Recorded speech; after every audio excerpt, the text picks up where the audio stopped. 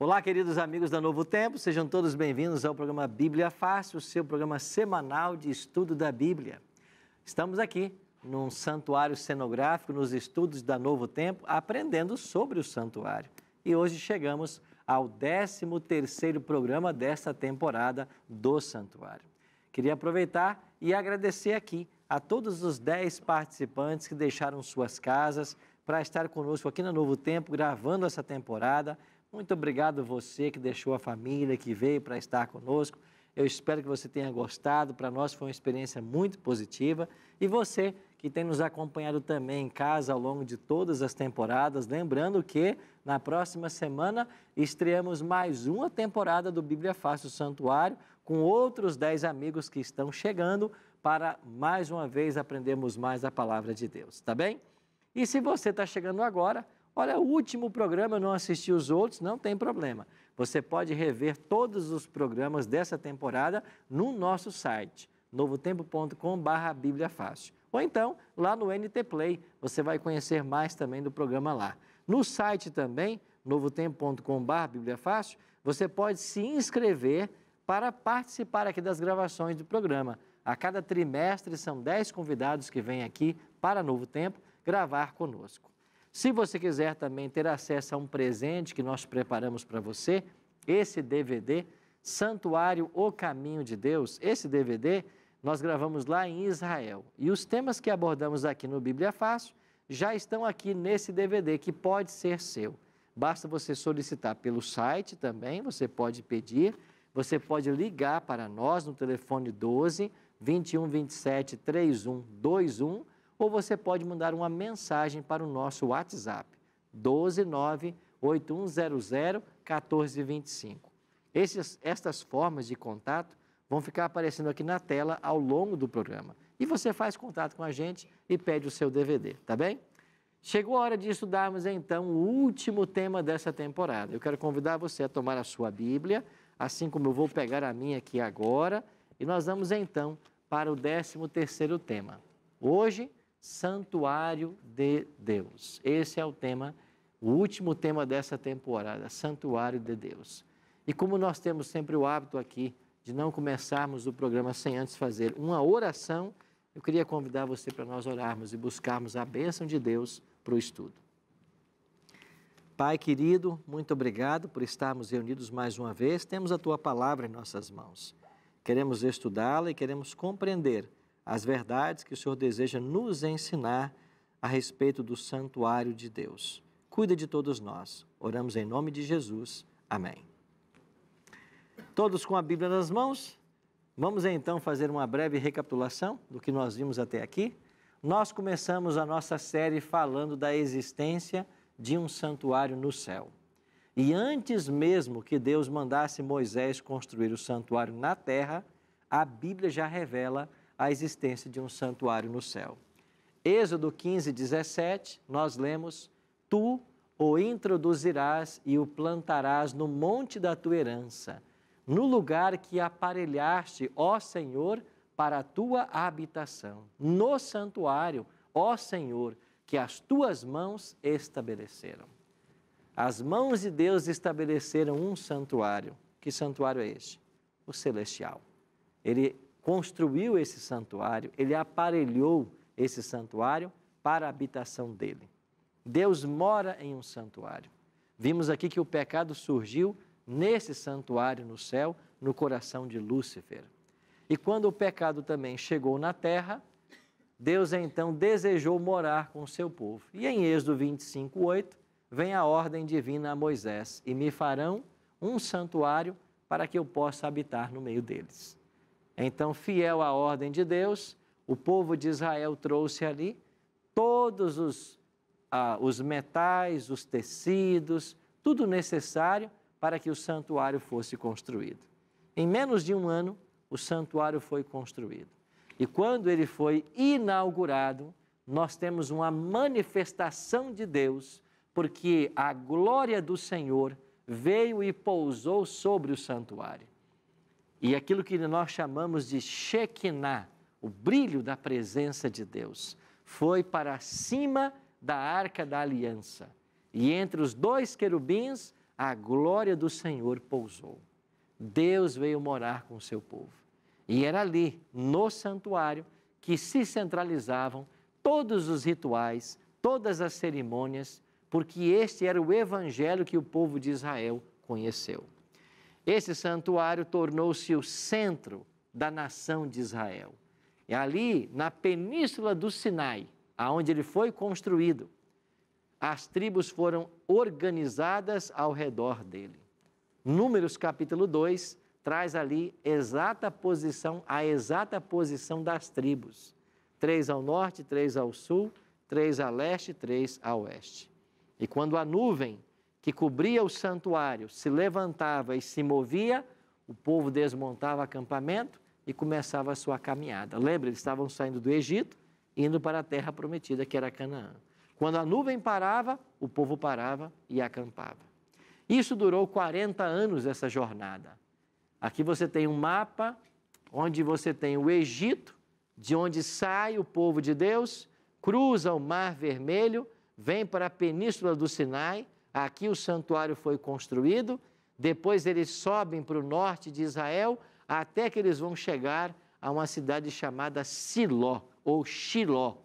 E é ali que o santuário foi montado pela última vez. Eu estive visitando esse sítio arqueológico há algum tempo atrás. Essa aqui é uma foto que eu tirei. Aqui nós estamos na terra de Canaã. Aqui é a terra prometida. Eles cruzaram o Rio Jordão, liderados por Josué, chegaram em Siló e aqui o santuário foi armado pela última vez. Um dia, o rei Davi estava passeando pelos seus palácios e ele pensando disse assim: eu que sou um pecador, moro num palácio real e Deus mora numa tenda lá em Siló. Eu vou fazer uma casa para Deus. Deus depois trouxe a mensagem para ele, porque ele era um homem guerreiro, que derramava muito sangue. Você não vai construir minha casa, mas seu filho eu vou deixar construir. E Davi reuniu em vida todo o recurso necessário para que o seu filho construísse uma casa para Deus. E Salomão construiu o que nós chamamos o Templo de Salomão. As medidas eram um pouco maiores do que do tabernáculo mosaico, e em 1 Reis capítulo 6, você tem um momento em que o Templo de Salomão foi inaugurado. Uma linda oração feita por Salomão. E a Arca da Aliança que estava lá em Siló, os móveis que lá estavam, os utensílios, foram trazidos para o Templo de Salomão. E na hora da oração de consagração, a glória de Deus que estava lá em Siló, ela veio para Jerusalém e ela repousou sobre o templo. Assim Deus estava dando a aprovação desta obra. E agora Deus moraria ali. E Salomão construiu esse templo nas proximidades aonde Abraão quase sacrificara seu filho Isaque. Então o templo foi construído na mesma região onde um dia quase Abraão sacrificou o seu filho. E agora o templo de Salomão tornou-se o centro da religião de Israel. Jerusalém passa a ser a capital do povo de Deus. E por séculos, aqui foi o centro de adoração. Quando chegamos ao ano 605 a.C., Babilônia chega ao poder mundial. E a Babilônia vai invadir Jerusalém por 3 vezes. No ano 605, 597 e 586. Na terceira invasão, os babilônicos destroem o templo de Salomão e levam para a Babilônia vários utensílios sagrados do templo. Só que entre esses utensílios não estava a Arca da Aliança. Então, certamente alguém a escondeu antes da chegada dos exércitos babilônicos. E esses vasos foram parar lá, na casa do Deus dos babilônicos. E você está lembrado de Daniel capítulo 5? Quando o neto de Nabucodonosor manda vir os utensílios do templo para neles beber vinho? Naquela mesma noite é que cai Babilônia. Mas ali estavam os utensílios sagrados usados no templo. Por causa da queda de Babilônia através de Ciro, o homem da profecia, Ciro tornou-se o grande libertador do povo de Deus. E depois de 70 anos escravos em Babilônia, Ciro autorizou que eles voltassem para Jerusalém. Eles voltam para Jerusalém, não todos, uma minoria, e eles vão agora reconstruir o Templo de Salomão. Não tem mais a Arca da Aliança, que se perdeu. Eles vão colocar no Santíssimo uma grande pedra no lugar da Arca da Aliança. E ali, na reinauguração desse santuário, desse templo, que ficou conhecido como o Templo de Zorobabel, porque Zorobabel era o governador da Judéia nessa ocasião, era uma cerimônia agridoce. Na inauguração desse novo templo, um público chorava e outro cantava. Quem é que chorava? Os judeus que haviam conhecido a glória do templo de Salomão. Agora esse templo, sem a arca, e nada se comparava. Eles choravam. Mas quem é que estava feliz? Os judeus que haviam nascido em Babilônia. Nunca tinham pisado em Jerusalém. Nunca tinham visto o templo. Agora puderam voltar aos sacrifícios. Mas quando o templo foi reinaugurado, por volta do ano 516, estava presente na reinauguração 2 profetas de Deus. E um deles, Ageu, se levantou e disse assim o que está escrito lá em Ageu 2:9, 2:8 e 9. Vocês estão tristes porque esse templo não é mais glorioso como o de Salomão? Pois a glória desse templo será maior do que a primeira, porque nele pisará o desejado de todas as nações. Esta é a profecia de Ageu. E quando chegamos em Mateus 24, você tem um momento em que Jesus está no templo. A profecia de Ageu se cumpriu. O desejado de todas as nações veio visitar o templo. E Mateus 24:1 diz assim: tendo Jesus saído do templo, ia se retirando, quando se aproximaram dele os seus discípulos para lhes mostrar as construções do templo. Porque esse templo que Jesus conheceu havia sido ampliado e reformado por Herodes, o Grande, que era o governador. E por que Herodes fez isso? Para ter o favor dos judeus, para ficar bem com ele. O Herodes era romano, líder dos romanos, mas ele queria ficar bem com os judeus. Ele ampliou o templo, reformou o templo. Isso agradou a nação judaica. E então eles estavam mostrando para Jesus as belezas do templo. E então Jesus responde no verso 2, não vedes tudo isso? Vocês estão vendo esse templo? Em verdade vos digo que não ficará aqui pedra sobre pedra que não seja derribada. Ou seja, a glória da nação de Israel vai ser completamente destruída. Passaram-se cerca de 40 anos e cumpriu-se a profecia de Cristo. Tito, o general romano, invade Jerusalém, mata milhares de judeus e também destrói o templo, completamente. Alguns que conseguiram escapar foram se abrigar na fortaleza de Massada, às margens ali do Mar Morto, um local muito bonito de se visitar. Para lá foram também muitos judeus escapando dessas perseguições. Mas finalmente eles foram alcançados e mortos. Mas no ano 70 houve essa grande mortandade dos judeus, aí aconteceu a diáspora judaica e o templo foi completamente destruído. Flávio Joséfo, um historiador do primeiro século, escreveu que as escadarias do templo, o sangue dos judeus descia pelas escadarias como se fosse água de uma chuva. Porque muitos se abrigaram dentro do templo e eles entraram lá e tiraram a vida de muitos judeus. Aí a pergunta que fica é, do ano 70 para cá, nós não temos mais um templo onde Deus habitava. E onde Deus mora hoje?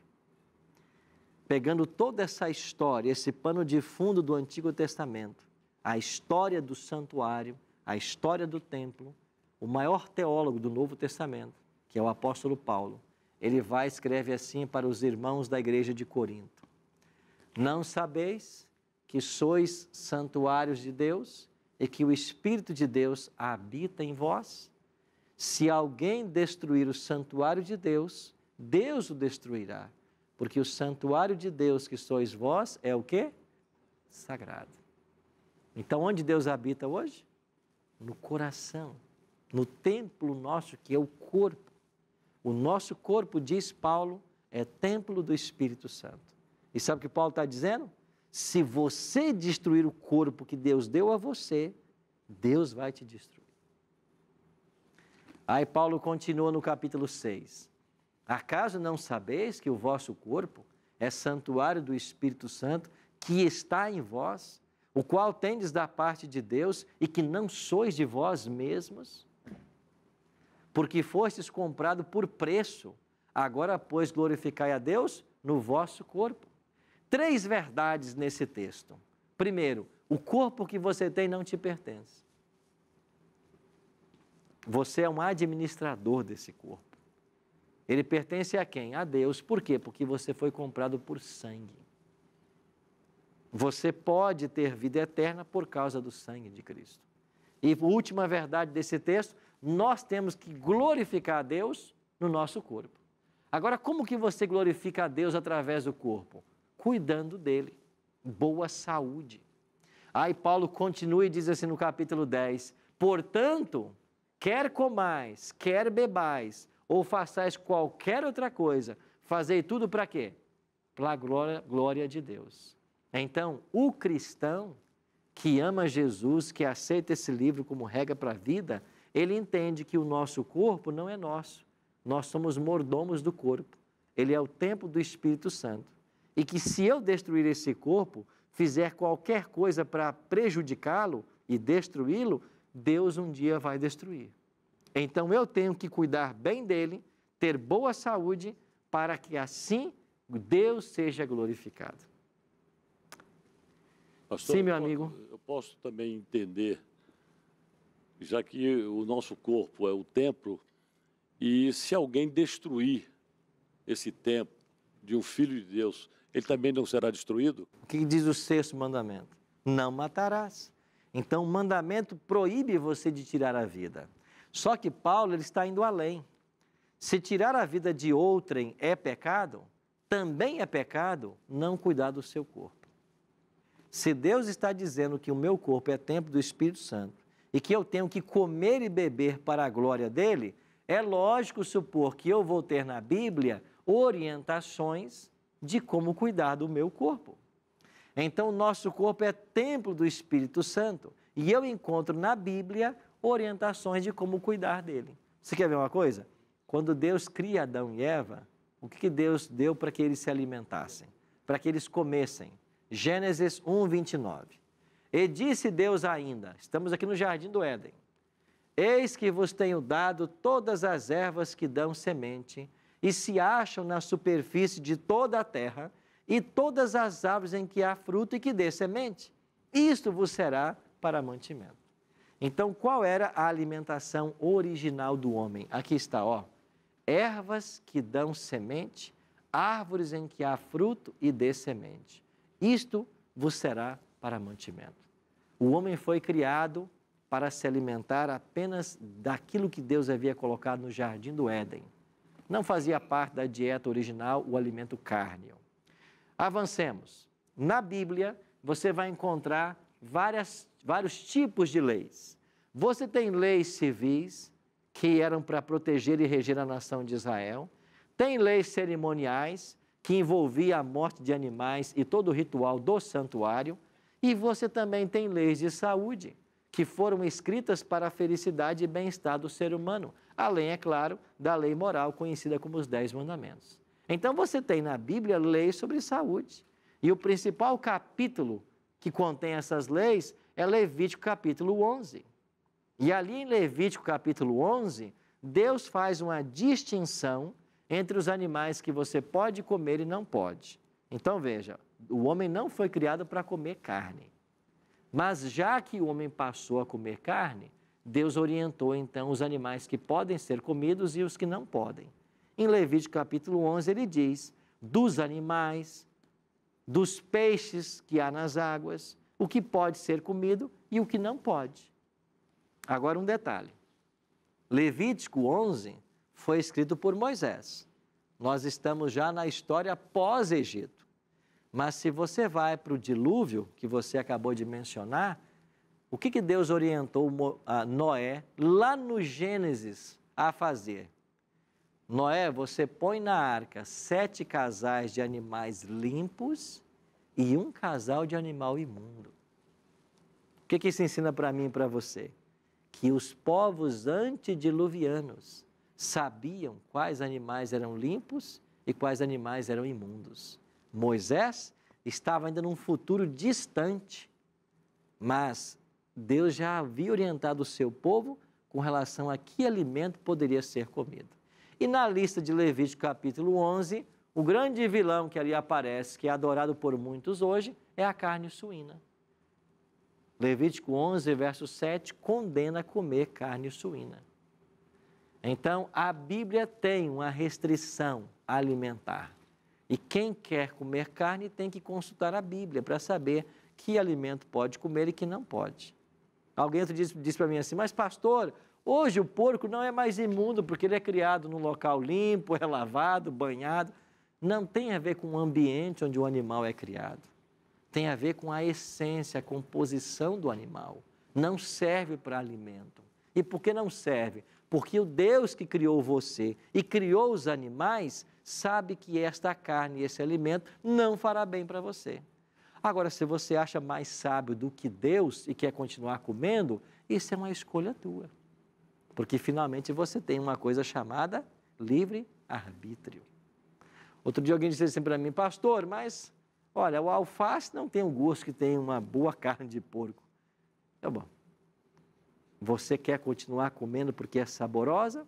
Você pode. Por quê? Porque você tem livre-arbítrio. Agora, quem criou você, que conhece como você funciona, diz para você não comer. Agora, se você quer insistir em comer, você tem então que arcar com as consequências. E qual é a consequência imediata? Você pode ser dominado pelas doenças.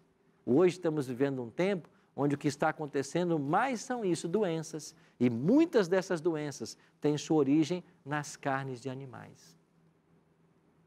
Outro detalhe, você tem logo o resultado imediato, a doença, o sofrimento. Agora, há um segundo resultado. Quem não cuida desse corpo, como diz Paulo, e destrói, se alimentando ou fazendo coisas que prejudicam o corpo, Deus também vai destruí-lo. Aí você perde a vida eterna. Então nós entendemos pela Bíblia que tão sagrada quanto a lei de Deus são as leis de saúde. As leis que nos orientam o que comer, o que não comer, o que fazer, o que não fazer. Viviane? Hoje em dia, pastor, existem outros alimentos que também prejudicam o nosso organismo, né? E não estão escritos na Bíblia, né? Como o açúcar, o excesso de processados, né? Que trazem doenças. Grande prejuízo à saúde. Isso. Será que se Deus mandasse hoje o mandamento, ele incluiria esses alimentos para orientar a gente? Deus não entrou em todos os detalhes, até porque não havia industrialização nos tempos da Bíblia, mas ele deixou claro o princípio. Se eu como e bebo, tenho que fazer para a glória de Deus. E se aquilo que eu como, bebo ou faço prejudica o corpo, isso é pecado. Por quê? Porque Deus vai destruir quem destrói o templo.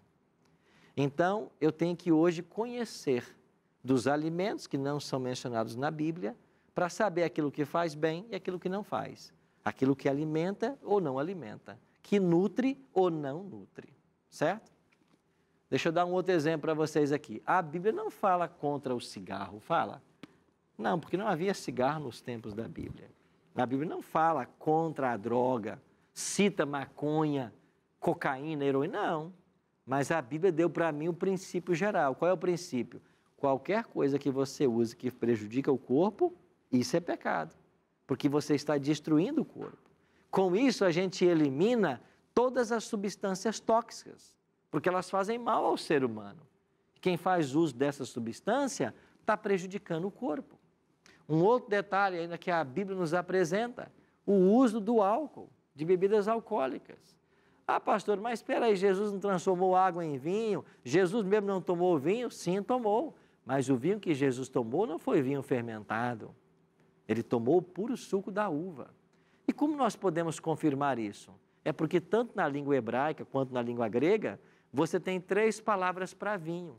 E uma palavra significa o vinho fermentado, a outra palavra o puro suco da uva e a outra palavra é genérica, pode ser as 2 coisas. Mas quando você vai para João capítulo 2 e capítulo 13, onde Jesus transforma a água em vinho e toma o vinho na ceia, a palavra que ali aparece é a palavra puro suco de uva. A palavra grega oinos, que significa isso. Então não use a Bíblia como desculpa para beber. A Bíblia condena a bebida alcoólica. Eu sei que tem até líder religioso que bebe e quer usar a Bíblia como defesa. Não, a Bíblia condena. Leia lá Provérbios 20, verso 1. Lá diz que o vinho é escarnecedor, a bebida forte alvoroçadora. Aqueles que por ele é vencido não é sábio. E a bebida tem vencido a milhares. Eu conheço famílias que se destroçaram por causa da bebida. Pais de família que perderam tudo por causa da bebida. É uma desgraça para a humanidade. As drogas, as bebidas, é uma desgraça para a humanidade. Então, a Bíblia combate isso e nós temos que ensinar isso para o povo. Doutor José? Oi, pastor. Só que eu tive uma dúvida, foi a partir de Noé, né, que começou a se introduzir o alimento à carne na dieta humana. Eu penso que antes, talvez, até dele, né? Porque Noé já tinha conhecimento de animais limpos e imundos.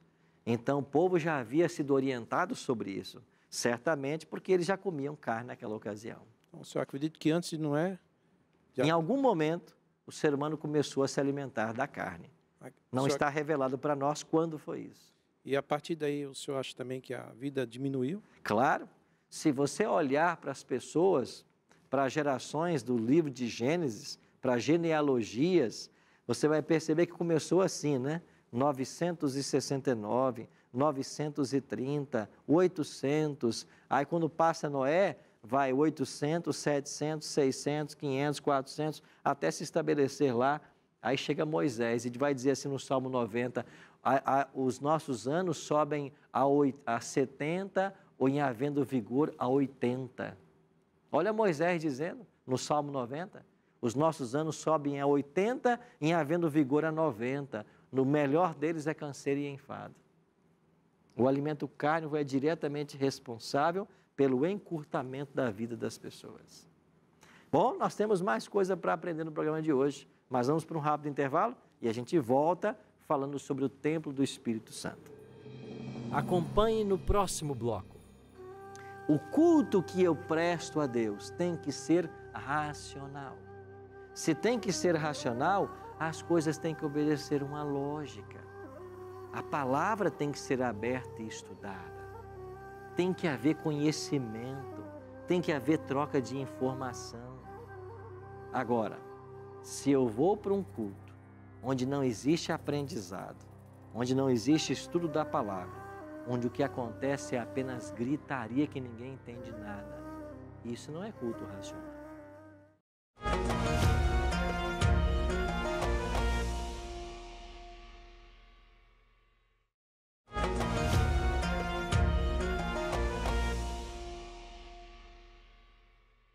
Estamos de volta com o programa Bíblia Fácil, hoje falando a respeito do santuário de Deus. Vimos no primeiro bloco que o nosso corpo é o templo do Espírito Santo e Deus quer habitar em nós.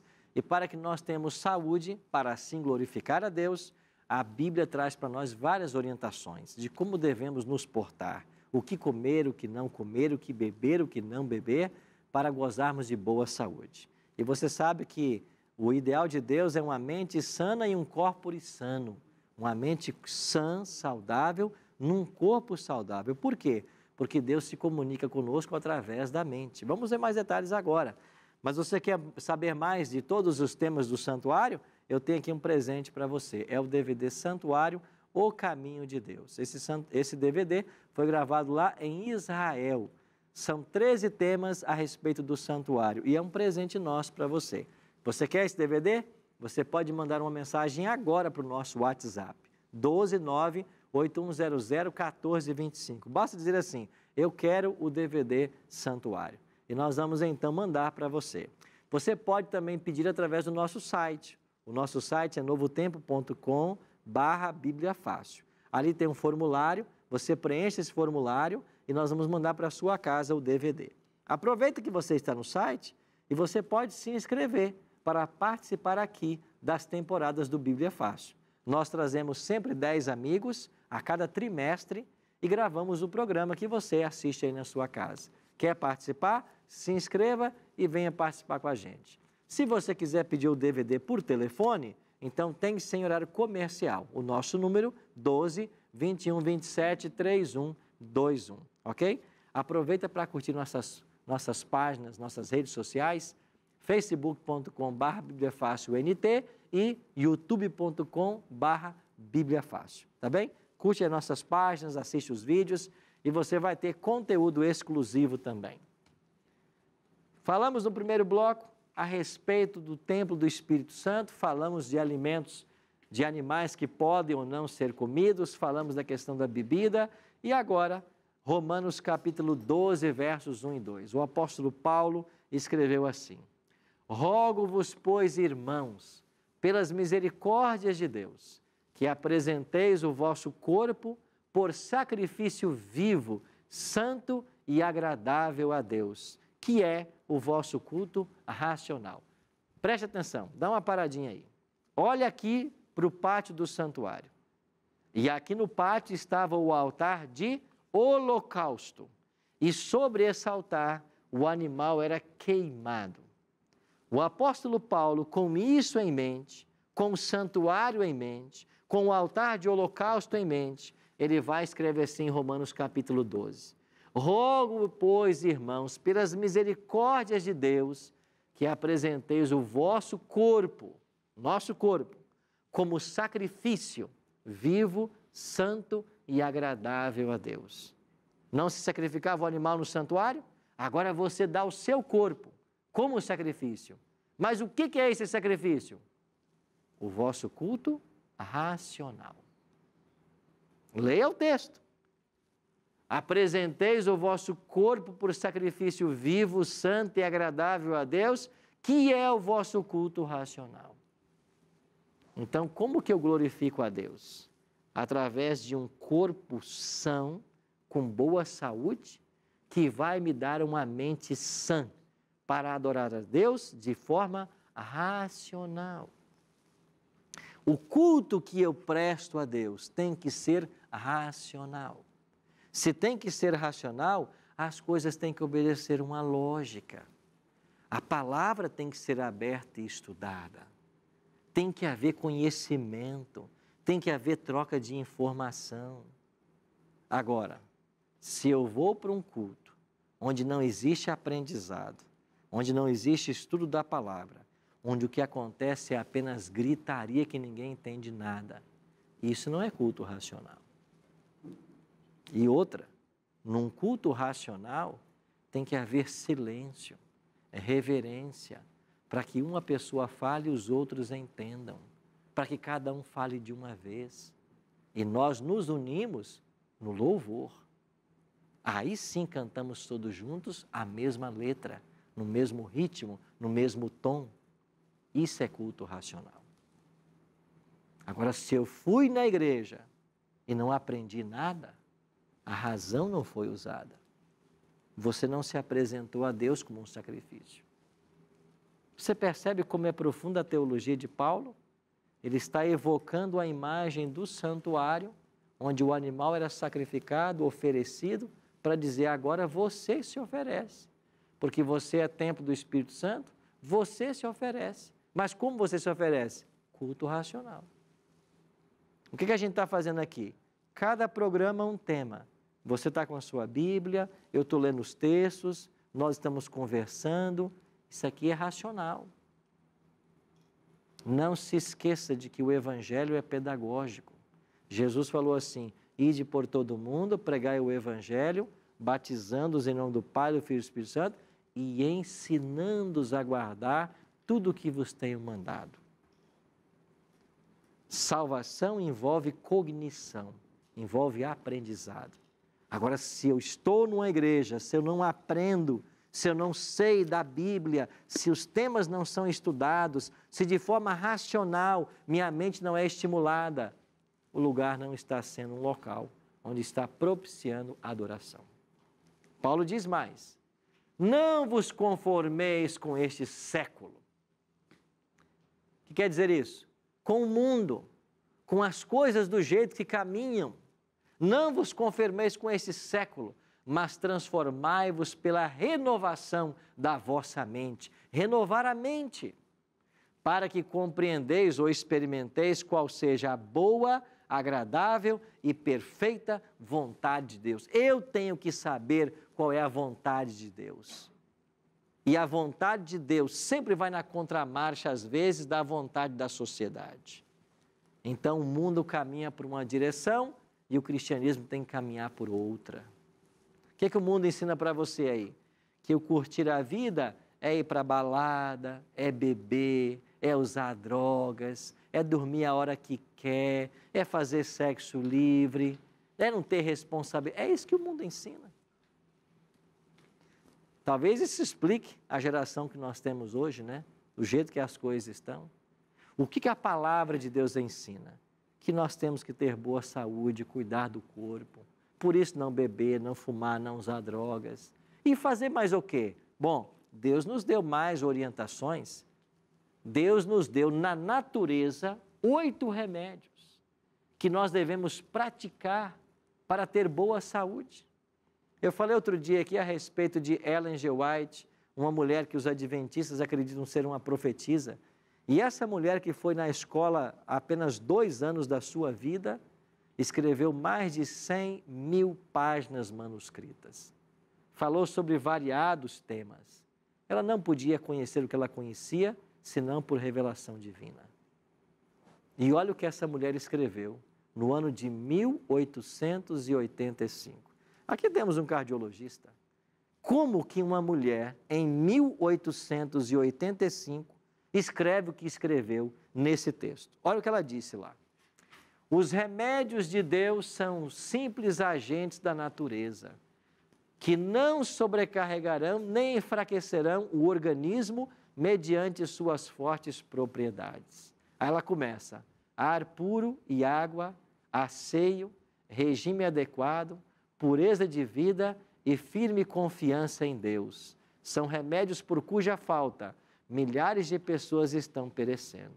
Todavia, esses remédios estão caindo em desuso, porque o seu hábil emprego requer trabalho que o povo não aprecia. Ela continua: ar puro, exercício, água pura, morada limpa, aprazível, acham-se ao alcance de todos, com apenas pouca despesa. Se você pegar esse texto e sistematizar, você vai encontrar aqui os 8 remédios da natureza: água, ar puro, luz solar, repouso, alimentação equilibrada, exercício físico, temperança e confiança em Deus. Esses são os remédios naturais que Deus deixou para que eu e você cuidássemos do corpo, que é o templo do Espírito Santo. Vamos passar brevemente todos eles? Água. Em 1885, essa mulher já compreendia a necessidade de usar água para termos boa saúde. Hoje vem aí a ciência e nos recomenda 2 ou mais litros de água por dia para você ter boa saúde. E sabe o que é engraçado? É que a gente encontra de vez em quando por alguém dizer assim: ah, mas eu não gosto de água, por isso eu bebo pouca água. Você não gosta de água? Gosta de refrigerante? Está se matando de vez? Nós temos que beber água, e muita água, sabe por quê? Porque disso depende a sua saúde. A vida depende de água. A purificação do organismo, a limpeza das toxinas. Água é essencial. Lá em 1885, essa mulher está falando, Ellen G. White, beber muita água. Ela diz mais: ar puro, a importância para a boa saúde de ter um bom ar, um oxigênio, uma respiração equilibrada. Ela vai e menciona também luz solar. Olha o que essa mulher está dizendo em 1885. Sabe o que acontecia com as pessoas doentes naquela época vitoriana nos Estados Unidos? Eram isoladas dentro de quartos escuros para que elas pudessem ser curadas. Aí vem ela e já disse: não, os doentes precisam tomar sol. Naquela era vitoriana, as pessoas tinham, as mulheres, aqueles vestidos com saias longas que saíam varrendo as ruas, onde haviam cavalos que faziam ali suas necessidades fisiológicas, e esses vestidos que varriam ali o estrume dos animais, entravam dentro das casas, contaminando tudo. E Ellen G. White disse, as nossas casas devem ter portas e janelas abertas, para que o sol incenda, para que mate os germes que existem na casa. Ela estava falando de uma coisa que a ciência nem imaginava que podia acontecer. Por quê? Porque Deus revelava isso para ela, profetiza. Repouso. Todos nós precisamos aí de 7, 8, 9 horas de sono por noite. Dormir cedo e acordar cedo. Ellen G. White diz, nós temos que repousar.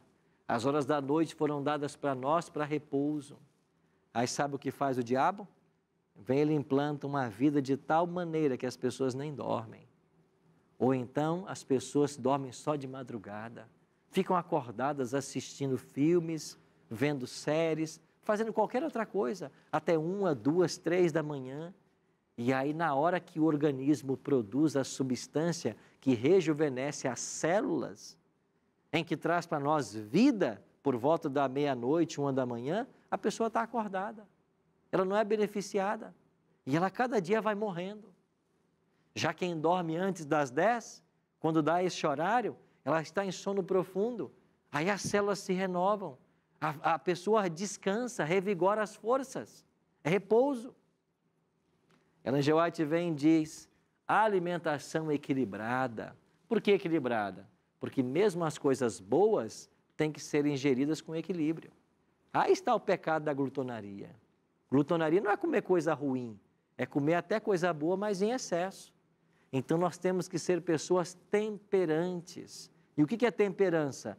É você comer com moderação aquilo que é benéfico e se abster completamente do que é prejudicial. É fácil ser equilibrado na nossa alimentação? Não é. Por que não é? Porque o mercado, a mídia, trabalha 24 horas para que você coma lixo.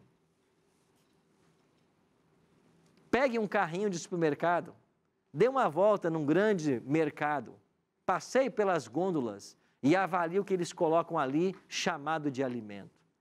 Eu digo para você que, quem sabe, 90% do que está hoje no supermercado, nas prateleiras como alimento, não serve para alimento.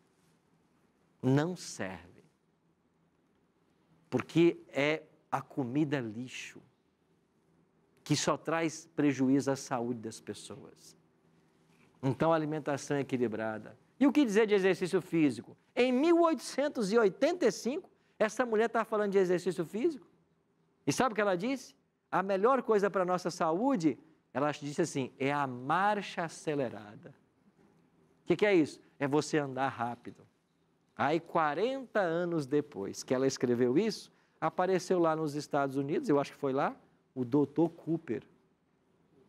E o Dr. Cooper começou a ensinar as pessoas que se eles corressem, isso ajudaria numa boa saúde. Aí hoje a gente pratica o Cooper.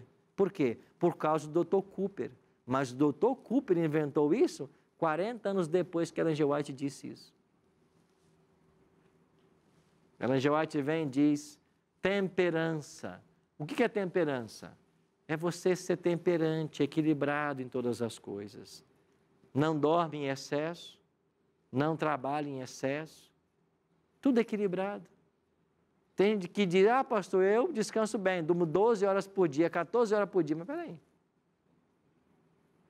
Pastor, eu gosto de trabalhar, porque o trabalho foi Deus quem deixou, eu trabalho 20 horas por dia, mas peraí. Isso não é temperança. Então, temperança é equilíbrio entre trabalho, repouso, exercício físico, lazer, assistência à família, equilíbrio. E um último remédio, confiança em Deus. Ellen G. White é clara em seus escritos. Ela diz que nós somos não apenas um ser físico, nós somos um ser espiritual. E quando você está bem com Deus, isso gera saúde. Qual é a doença do século, doutor? Ansiedade. Aí junta outra aí que a mata milhares, depressão. que leva ao suicídio. Agora, por que as pessoas estão ansiosas? Por que estão depressivas? Porque muitas vezes não têm o conhecimento de Deus, não sabe como Deus as ama, não tem conhecimento do Deus paternal que perdoa, que se relaciona, que está presente. Olha o que faz o cristianismo pelas pessoas. Olha o que faz o evangelho pelas pessoas. Ensina que nós temos um Deus que nos ama. Ensina que existem milhares de anjos ao nosso redor para nos proteger e nos guardar. Ensina que quando você falha, quando você peca, esse Deus perdoa. Ensina que se você está passando por um problema grave, Deus te ajuda a resolver. Olha o que a religião faz. Olha o que a Bíblia faz. E tem milhares de pessoas aí sucumbindo na dor e no sofrimento porque não tem esse tipo de relação espiritual.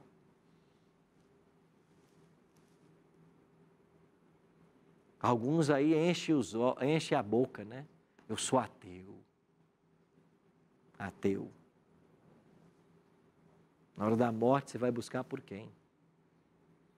Você acha que você pode viver sozinho nesse mundo, sem Deus? Engano seu. Ah, eu sou ateu. Não acredito em Deus. Acho que é vantagem. Ah, não acredito na Bíblia. Isso aí é produto da imaginação das pessoas. Mas acredita em quê? Na ciência, no que eles escrevem. Acredita que o homem veio de um processo evolutivo que durou milhões de anos. Tem que ter muita fé para acreditar nisso. Você foi criado por Deus e um dia você pode voltar para as mãos dele. Esse é o projeto original de Deus.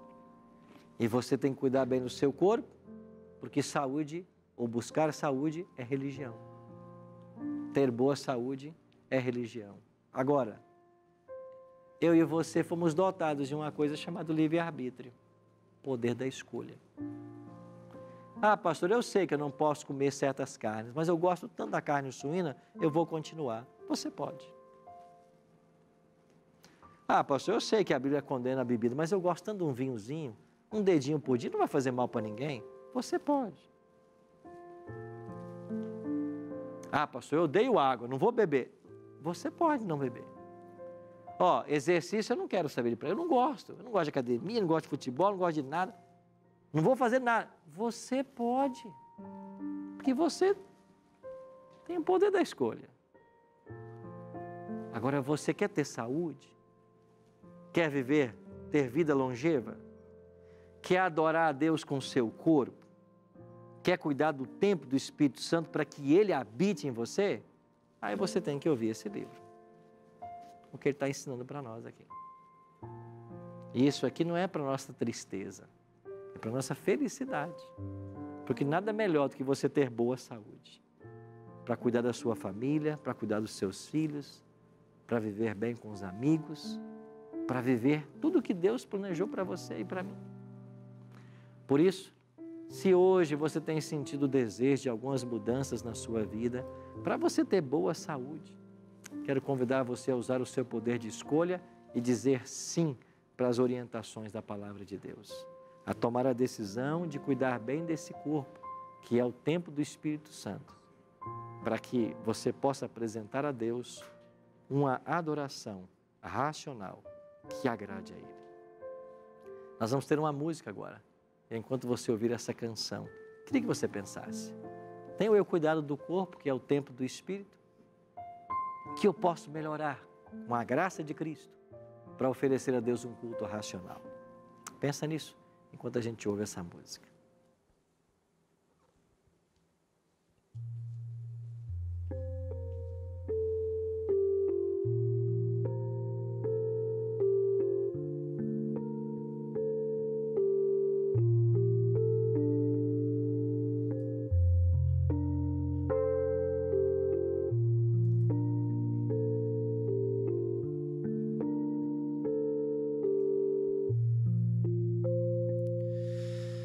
Quero te levar a todo lugar comigo.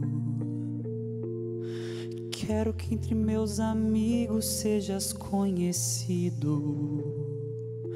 Eu de ti não me envergonho, pois és o meu Deus.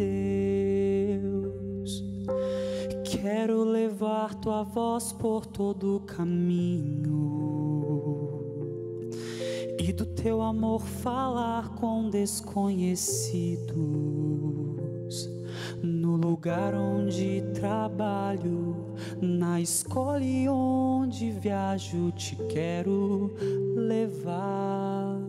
Fora do templo e da religião, por todo o tempo, em toda a região, entre as pessoas que vagam hoje, sem rumo certo ou sem direção, entre as praças de minha cidade e onde há tanta necessidade, por toda parte te levarei, pois não há paredes que te possam esconder.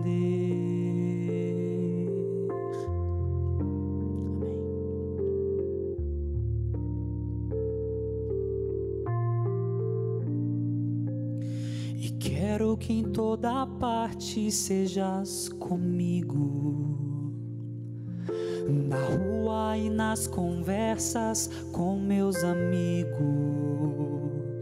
Quero que tu seja o centro das atenções e quero que seja o ponto de referência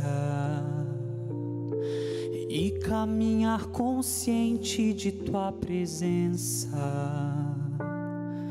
Ao fazer um comentário, ao escrever no meu diário, tu deves estar fora do templo e da religião, por todo o tempo, em toda a região, entre as pessoas que vagam hoje, sem rumo certo ou sem direção, entre as praças de minha cidade e onde há tanta necessidade. Por toda parte te levarei, pois não há paredes que te possam esconder. Fora do templo e da religião, por todo o tempo, em toda a região, entre as pessoas que vagam hoje, sem rumo certo ou sem direção, entre as praças de minha cidade e onde há tanta necessidade, por toda parte te levarei, pois não há paredes que te possam esconder.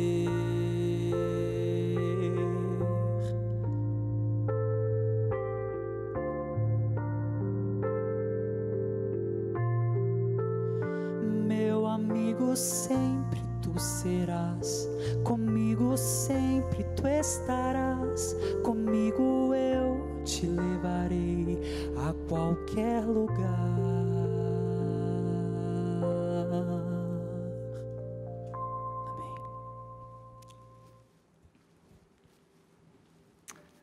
Amém. Muito obrigado, Kevin, por essa linda canção. Aonde formos, levaremos a presença do Espírito conosco. Por quê? Porque nós somos templos do Espírito Santo.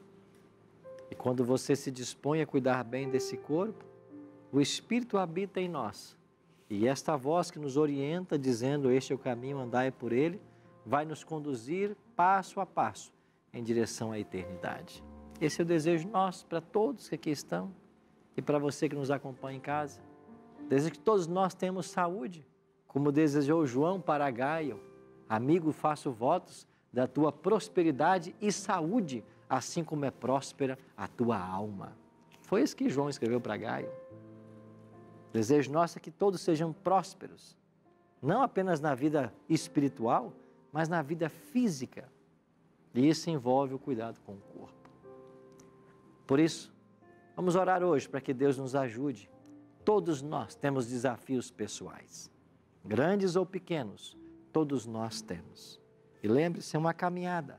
Santificação é uma obra que dura uma vida toda. Cada dia um passo. É isso que a gente precisa. Vamos orar? Pai de amor, obrigado pelas sábias orientações da Tua palavra. Que nós possamos ser humildes e atender as Tuas orientações. Queremos ter boa saúde, queremos ser templos do Teu Espírito e queremos adorar-te na beleza da Tua santidade. Fica com todos nós. É a nossa oração em nome de Jesus. Amém.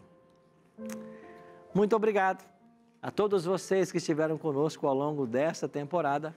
E semana que vem a gente se encontra com outros 10 amigos que você vai conhecer para mais uma temporada a respeito do santuário.